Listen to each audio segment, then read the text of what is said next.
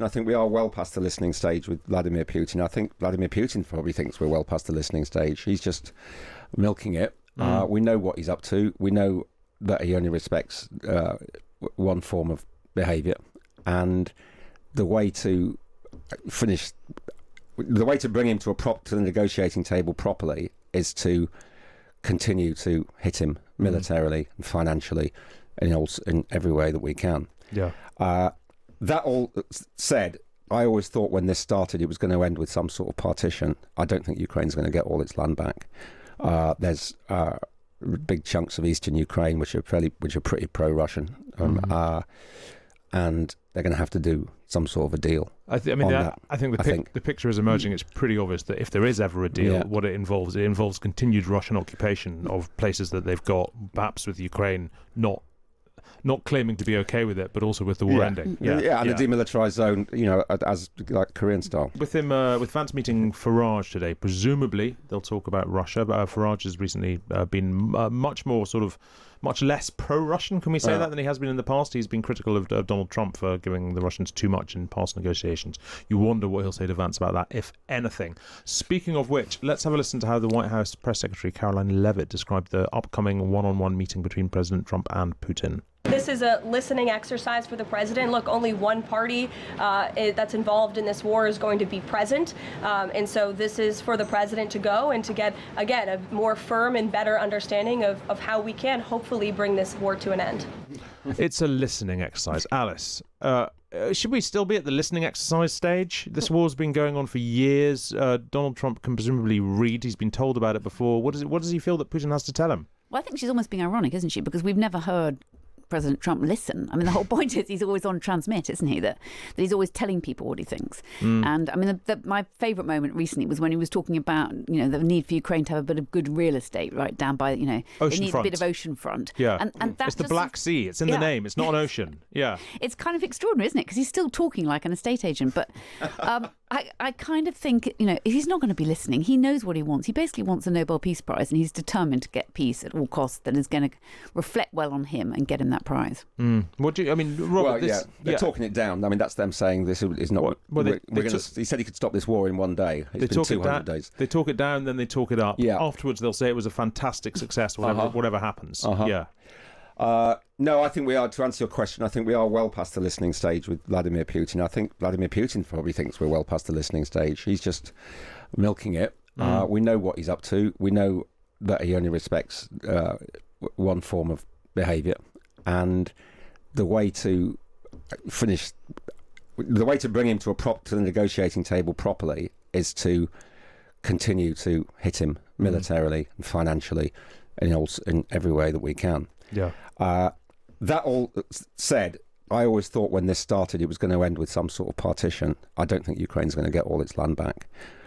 There's big chunks of eastern Ukraine which are pretty pro-Russian, and they're going to have to do some sort of a deal. I think the picture is emerging. It's pretty obvious that if there is ever a deal, what it involves continued Russian occupation of places that they've got, perhaps with Ukraine not claiming to be okay with it, but also with the war ending. And a demilitarized zone, as like Korean style. Yeah, but we don't think the war's going to end. That's the problem, isn't it? That no one trusts that Putin in any way at all. Otherwise, if they did, there could be some sort of decision about a border. But I just don't think there's a belief that in any way does Putin believe all this. Well, it's the Trump thing though, because Trump. He talks as if the achievement is the deal. Actually, what you see from him, the achievement is not the deal. The achievement is the announcement of the deal. Well, you have the meeting, you announce that you made a deal. As far as he's concerned, that's the end. And he does this again and again, and then it falls apart, and it's not really his problem, or it turns out to be meaningless. Just before we move on from this, Catherine's been in touch on the text, and she says, Mrs. Vance isn't having much of a break, is she?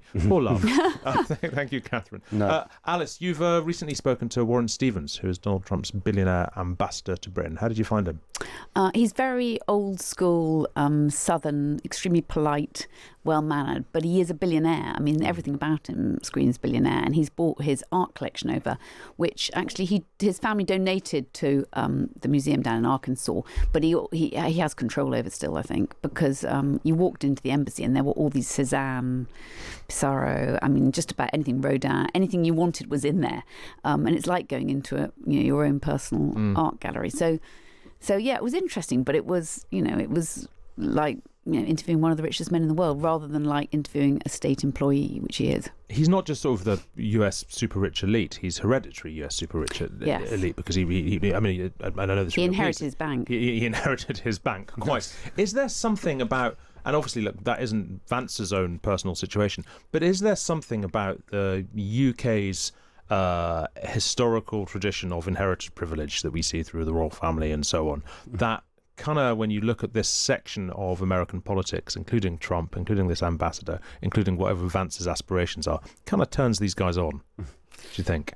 Yeah, I don't know. I mean, the thing is that, Trump also inherited a lot of his wealth. So of course. They're interesting. Yeah, I found it interesting because I think in some ways he is old wealth in America, and he talked like that, and he's extremely elegant, and he loved going to see the king and show him his credentials, and they also are really enjoying the season, and they talk about very much enjoying shooting and all those sort of attributes, which I don't think in Britain you'd be able to talk about in quite the same way. I mean, there's no nuance to it at all. It's like, these are the sort of rich toys we enjoy.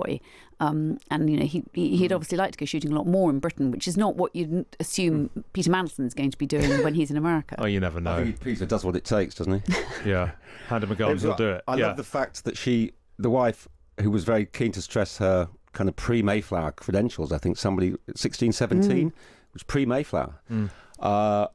So they're obviously kind of, yes, they are turned on. They love it. Yeah. And she said, it was funny when she said, we're about to celebrate our 250th anniversary and you've got about 500 years. I thought, it's more than that, love. It's more. We've got more than that. So, yes, I think they love all the royal family and everything. I mean, these kind of, I was slightly heartened by your interview because he seemed like an old school Republican patrician.